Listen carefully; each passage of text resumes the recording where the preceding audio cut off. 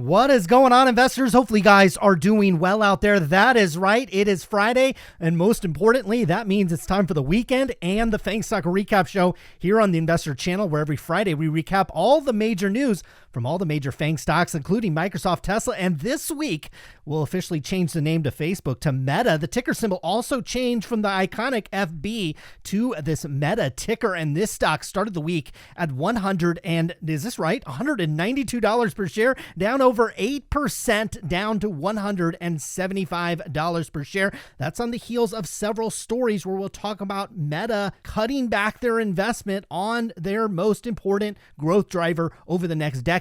And that includes AR glasses that are hitting the shelves as the company looks to cut costs. I think in the shorter term, certainly when we start looking at Meta's earnings over the next 2 or 3 quarters, cutting business units like this certainly will probably weigh on the financials in a positive way. But in the future, is cutting out technology that is seen to be crucial to Meta's future. Is that the right idea in today's environment? We'll see what happens there. Now, Meta Platform also paused their development of their smartwatch. This was looking to compete with similar devices created by Apple and even Google's Fitbit. The smartwatch was in prototype phase, but it appears also hitting the shelves. And now we're starting to see engineering chiefs at Facebook start to exit the building, as this company definitely appears like it's doing a lot of belt tightening. And again, from a financial perspective, from a cash flow perspective, from maintaining the price to earnings, the price to cash flow, all the different things when it comes to Meta's balance sheet and their earnings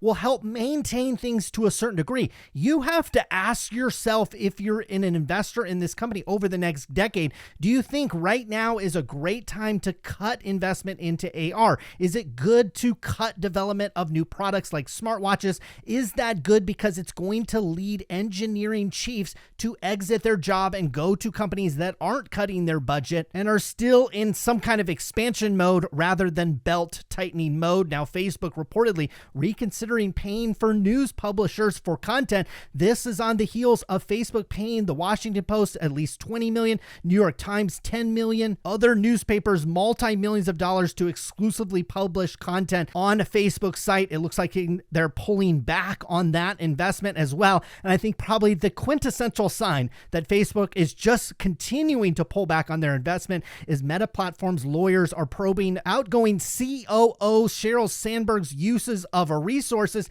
including potentially using company resources to plan an upcoming wedding. And so they're certainly tightening their belt over at Meta. And so part of me really likes that. I respect that Meta has kind of gone from that Silicon Valley bro, spend all the money and flash it around, to kind of reining things in and running a really responsible business. I actually respect that to a certain degree. And I certainly think for upcoming earnings season, we'll probably still make a $500 billion valuation on Meta seem rather reasonable in comparison with their earnings, in comparison to their cash flows. But what has me concerned is they're pulling back in concert with trying to launch a new brand, a new identity. And I don't think those things add up at the current time. I'll stay on the sidelines and watch Facebook until things really prove that they're going to turn around. Moving on to Apple, start of the week $10 higher, close to $147. End of the week at about $137 per share. Tons of news out of Apple this week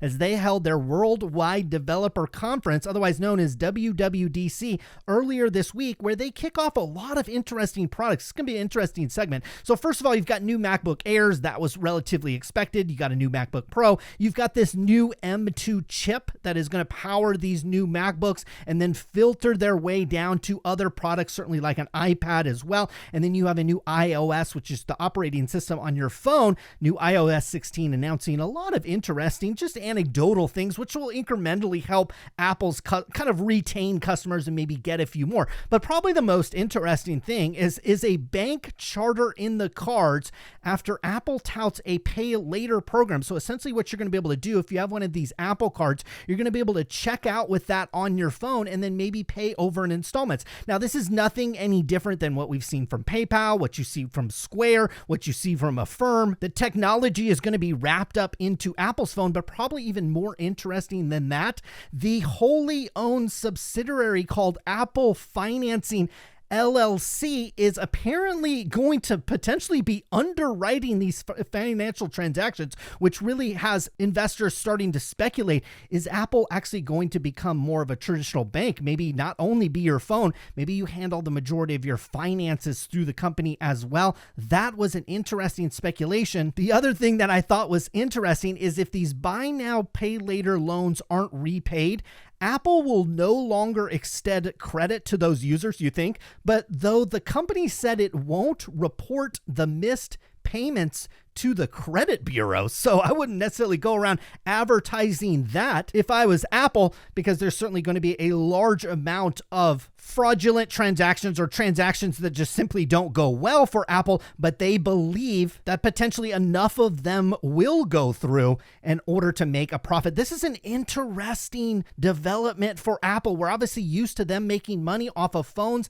and off of software. They certainly make a little bit of money off of Apple Pay as well, but if something like this really catches on and Apple kind of turns into kind of this merchant provider, this lender, this bank of yours, well, that could open up a whole new stream of revenue for Apple and its shareholders. Now, Apple is expanding its laptop lines to further broaden its in-house chip usage. So we talked about how they launched their new M2 chip that's coming in the MacBook Air, and they introduced a new MacBook with the M2 chip. Now, but you are going to see a larger MacBook Air, which should be popular. They also announced smaller, like a 12-inch laptop, certainly maybe at a lower price point, and then eventually they'll go back to the high-end MacBook Pro users, probably towards the back half of this year, maybe into next year as well, with a Pro version or an M2 Max chip for the most serious users. It looks like Apple's just trying to expand across the whole price spectrum of the laptop market, where they have kind of entry-level laptops, probably around $1,000, and then they have laptops that cost upwards of $4,000 or $5,000, depending on how you intend to use that laptop. Now, EU forces Apple to start using USB-C charger from 2024. This has to do with the fact that a lot of consumers are a little frustrated with Apple's proprietary kind of lightning cable for their phone in order to charge it. Looks like Apple's going to have to use a USB-C charger in the EU. That would likely make them use that for across all their product lines. Apple seals a unique deal for a Brad Pitt Formula One movie. This is kind of an interesting deal for Apple, and it just shows you how much money this company has and how much they can invest it in kind of these other things. And the fact that you have a regulatory environment where Apple can't go out and buy Disney, they can't go out and buy kind of a traditional media company. It's just not going to happen. They certainly couldn't go out and buy another consumer electronic brand that had a large book of business. Just regulators, again, it's nothing against the current administration. The previous administration over here in the United States wasn't going to allow it. So it's Democrats and Republicans that are not allowing these companies to invest their mountains of cash into acquisition. So they're going to do it in these ways. Okay. So they're partnering with Brad Pitt. They're going to bring this movie to the big screen. They're going to split that kind of with the developer. It looks like there's a real successful director on this. He just launched that Top Gun Maverick movie, which people seem to be talking about, and it seems well received. F1, which we'll talk about here more in a moment when we get to the Amazon move,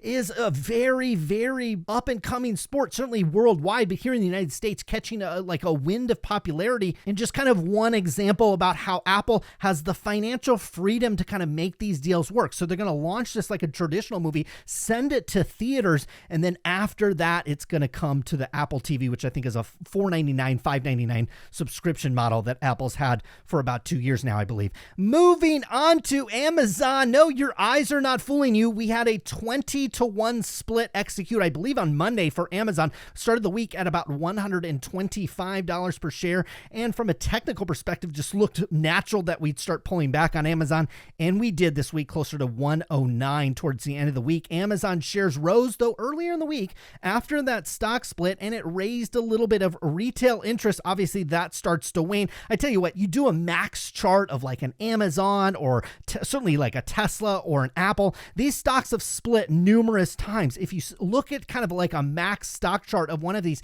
it's really hard to tell where the split happens. So don't ever buy a stock because it splits. It just simply has maybe a shorter term impact on the stock, but longer term, obviously profits and margins and business models have the larger effect on stock prices. Now, Amazon pulls out of the bidding war for high profile India cricket rights. So these are expected to go between $4 to $7 billion. That would be a 5-year contract to cover Indian Premier League cricket, obviously trying to corner this key like India demographic. Again, we've talked about it enough here on the show that India's market is really interesting to certainly like multinational companies like Apple, like Amazon. The fact that you've got a really young demographic there, you've got a large portion of the population that quite frankly lives in poverty if you compare it certainly to the conditions we live in here in the United States. But those trends are not necessarily going to switch on a dime, but likely over the next 10 to 20 years become a positive momentum. And certainly those are consumers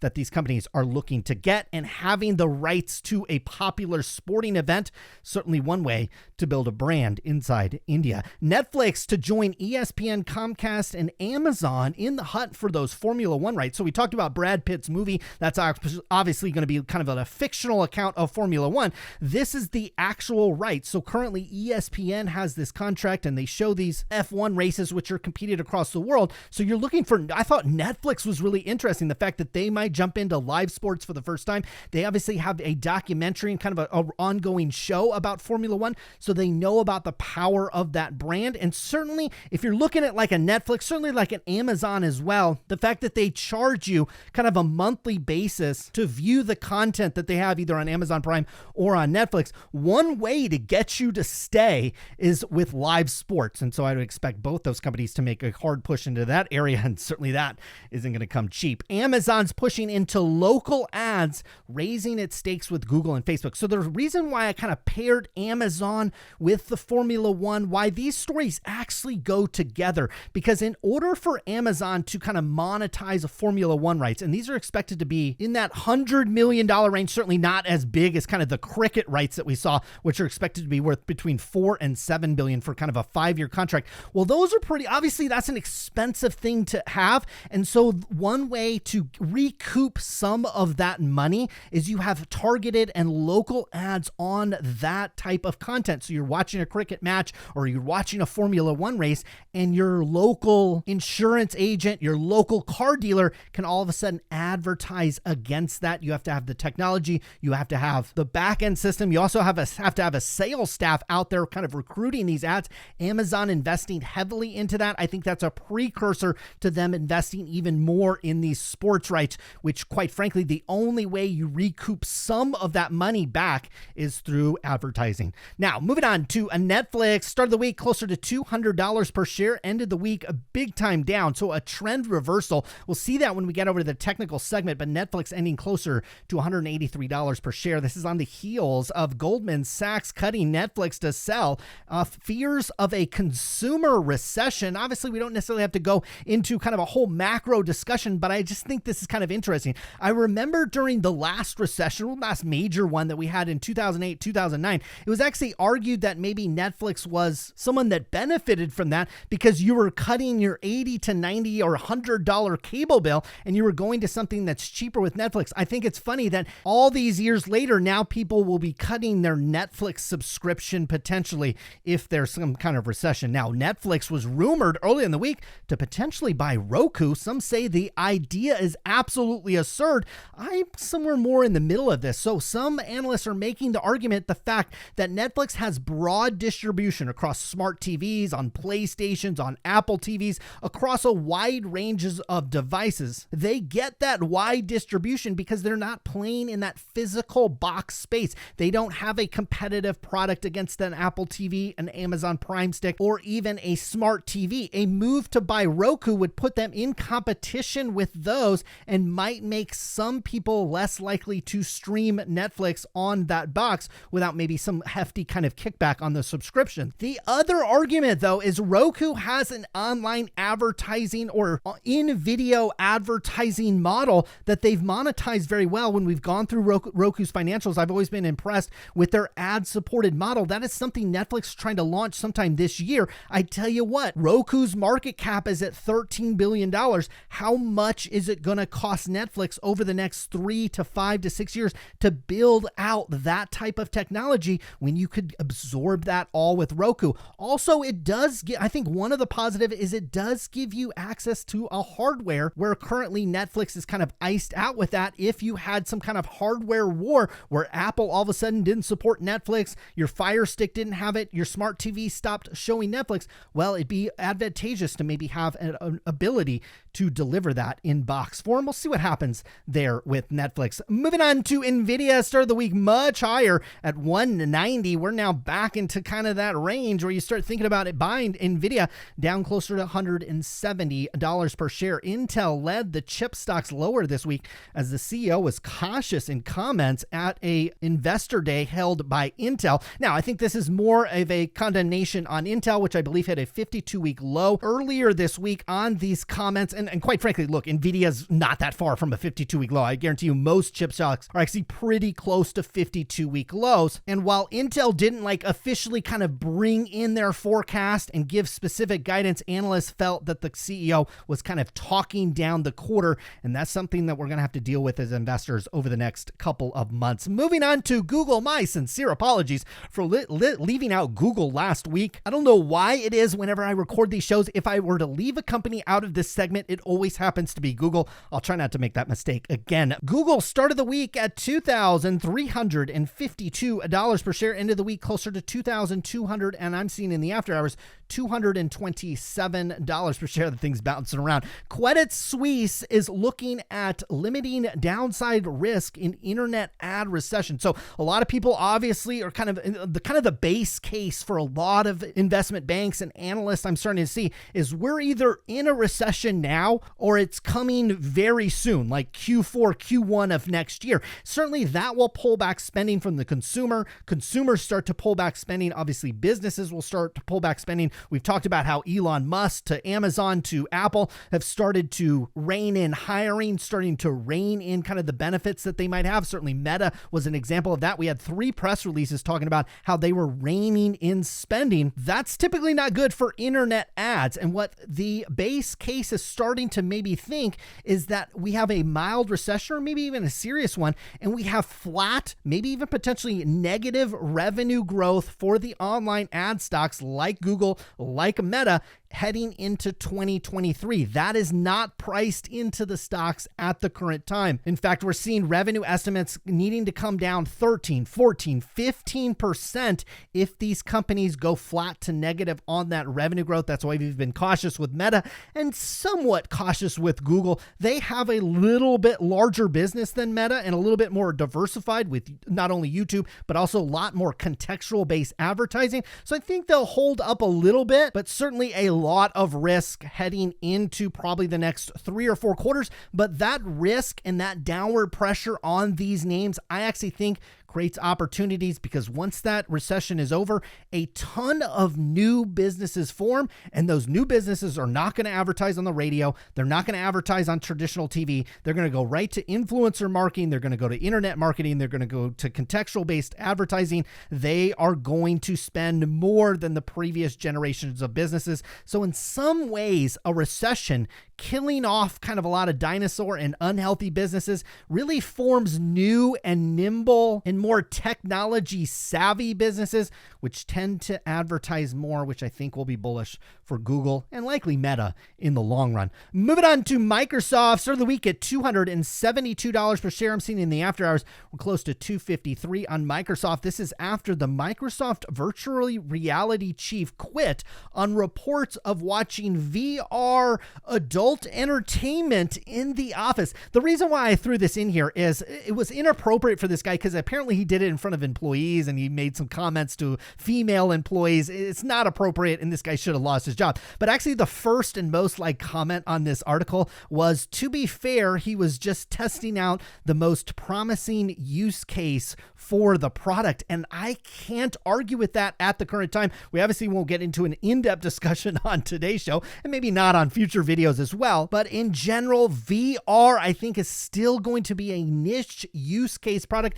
I don't see grandpas like me, 40 years old, and I certainly don't see grandpas like my dad, who's probably darn near 80 years old at this point, strapping on a VR headset anytime soon. I think the use cases are going to be slim, and that could be bearish for companies kind of penning their future on VR. DocuSign and Microsoft expanded a strategic partnership. This is going to integrate Documents or DocuSign's products more in depth into Microsoft, and it led to the discussion yesterday when we looked at DocuSign's earnings. I posted a video on it. This valuation is just getting chiseled down and down and down, and at some point maybe it makes sense that DocuSign combines with Microsoft. Whether or not regulators would allow that, who knows? Moving on to Tesla, start of the week at $719 per share. Not a bad week, actually. Down only about $10. I mean, when your stock's at $700, $10 is more or less a rounding error.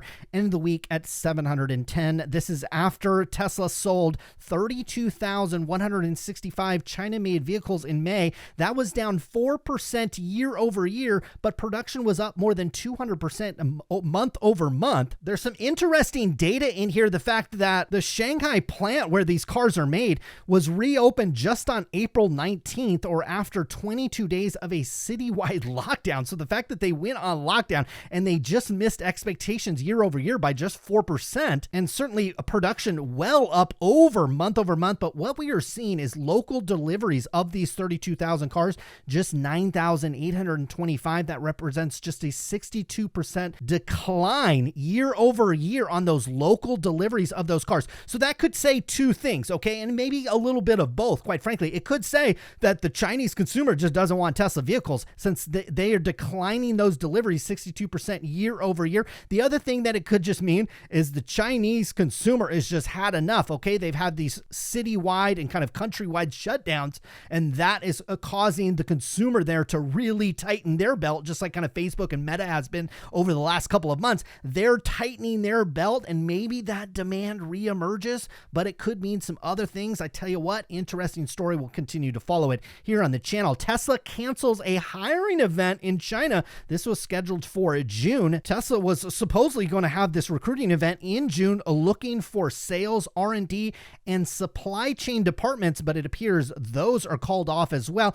Again, could be indicative of demand waning in China. Is that Tesla specific, or is it economy specific when it comes to the economy in China likely being in a serious recession as well, or at least heading towards one as well? Tesla expands a store presence in China to Inner Mongolia, opening up their first store in that country. I saw some tweets about that. People obviously excited about that. Now, Tesla's autopilot safety probe is expanded to over 830,000 cars. This covers Model 3s, Model S's, Model X's, Model Y's from the year 2014 up until 2021. Moving on to the technical segment of the show. You'll notice a couple different things on the technical segments.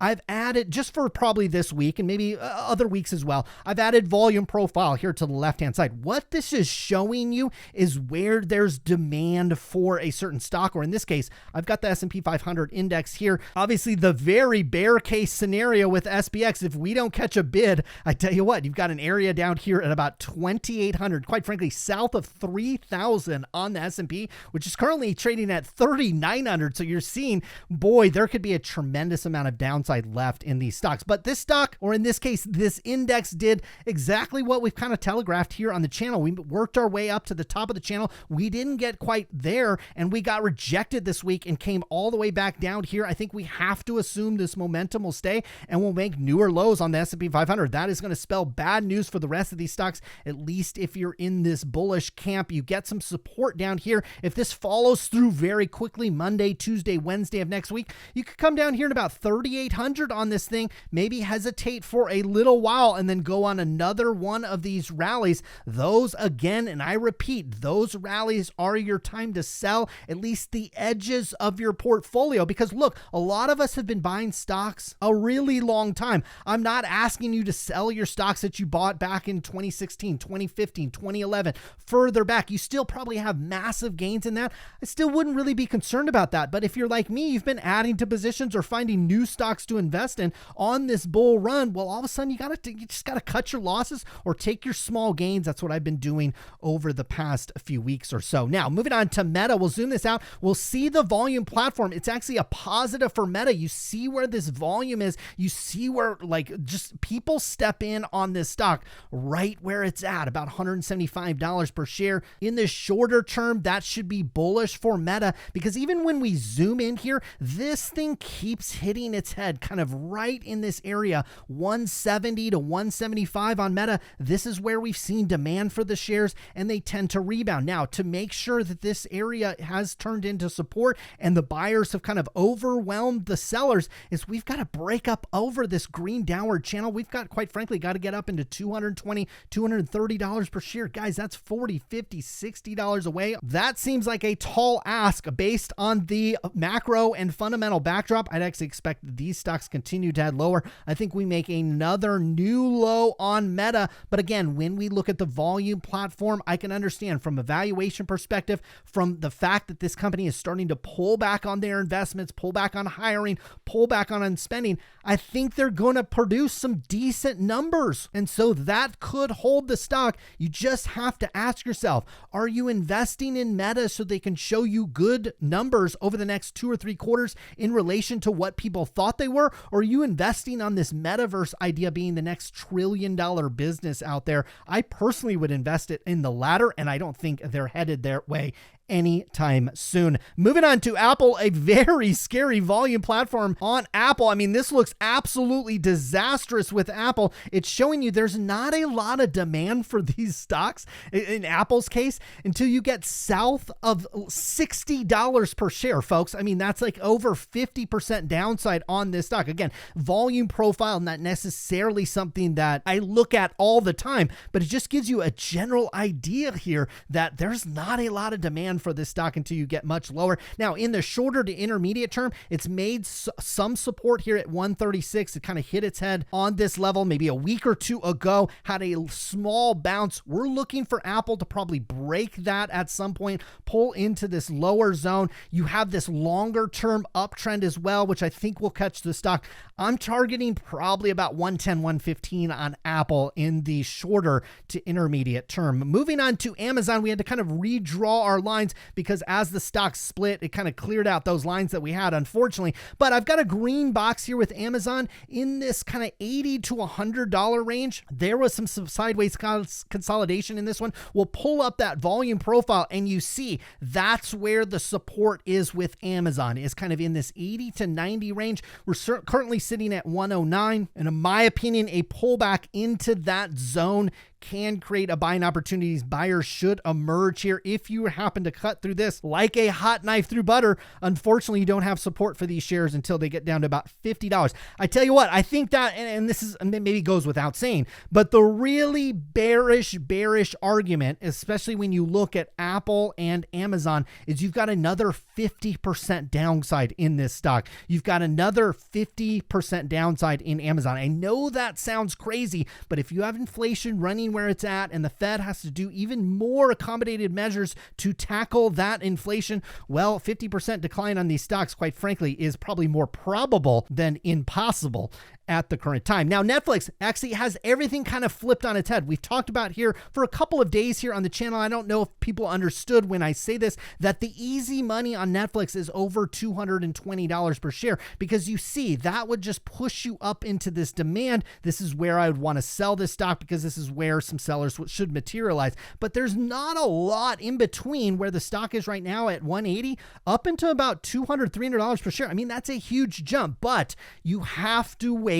I repeat, you have to wait for Netflix to prove that it's reversed this momentum. And unfortunately, in the shorter term, it was in this uptrend that we talked about last week where we bottomed out here back in May at $165 per share, made a higher set of lows, made another higher set of lows. Well, guess what you did this week? You've popped down now below this, and now you've broken through this downward trend line. Now what is more than likely happening is now this is just a new lower high on what appears to be maybe some kind of downward channel heading on for Netflix. You see this stock continue to pull back, could create some smaller, like shorter term trade opportunities, but longer term, I would wait for this one to really show that it's reverse trend, because like I said, when Netflix shows it reverse trends, and it's a matter of when and not if, but that when might not materialize for months, maybe even years. But once you get the momentum back in the stock, there should be some easy money made on that one. Moving on to NVIDIA, paints a similar story to Apple and Amazon, the fact that you have mega downside risk on this stock. In fact, I don't see support, all the way down here to about $30, $40, $50, $60 per share. That's where the volume profile says this stock would actually get a level of support. Now, the other thing to note about volume profile is, let's assume NVIDIA just goes sideways for 6 months, kind of in a range where, from 160 to 200. Well, the volume profile would start to stretch out here on the left-hand side, and that makes a little sense. So that's why we don't pull this indicator up all the time, but it just shows you this fast drop that we have in NVIDIA. If that momentum continues, it could easily carry this stock south of $80 per share, quite frankly, maybe even south of $60 per share. In the intermediate term, we've got an area marked out here from about 115 up to about 160, where I think you could accumulate this stock if you felt like it. Same with Google, looking very similar to the Amazon chart, made a big downward move, a rebound, and then pulled back a little bit. You've got some area down here at about 2,100, basically 1,800 to 2,100, where you could buy this one. But let's pull up our volume profile. Oh my goodness, look with Google, look at the bear case with Google. It'd be all the way down to here. Again, another 50% downside in this stock, down to about $1,100 per share. If you've got really negative momentum in the markets, if you get a shock, like some kind of recessionary shock, or inflation just continues to accelerate, and then the Fed has said, forget 50 basis points, we're going to do a full basis point, or we're just going to, unload the clip, do 2, 3, 4% interest rate hikes. Well, yeah, stocks like Google would drop that quickly, probably within a matter of days, if not weeks. Now, moving on to Microsoft, in a downward channel. This one's doing exactly kind of what we thought it would. It would come to the kind of the top of the channel. There was a probability that we kind of came to the top of this channel. That created a little bit of a selling opportunity. I think more or less we're in this kind of tighter channel. We're working our way back to the bottom of the zone. There's an area marked out here from 200 to 230. We're in the intermediate zone with Microsoft. There's some volume profile there. It would make a little bit of sense. It probably would absolutely be an area I'd be interested in. Microsoft kind of south of 220, but the volume profile is showing you get negative momentum on this one, and you've got 50% downside down to about $106 per share. Again, I'm not saying I think that's going to happen. I'm just saying there are scenarios, there's a probability that we see this type of move on the way down. And quite frankly, you kind of have to assume it until these stocks show any evidence of a reversal or a bottoming formation.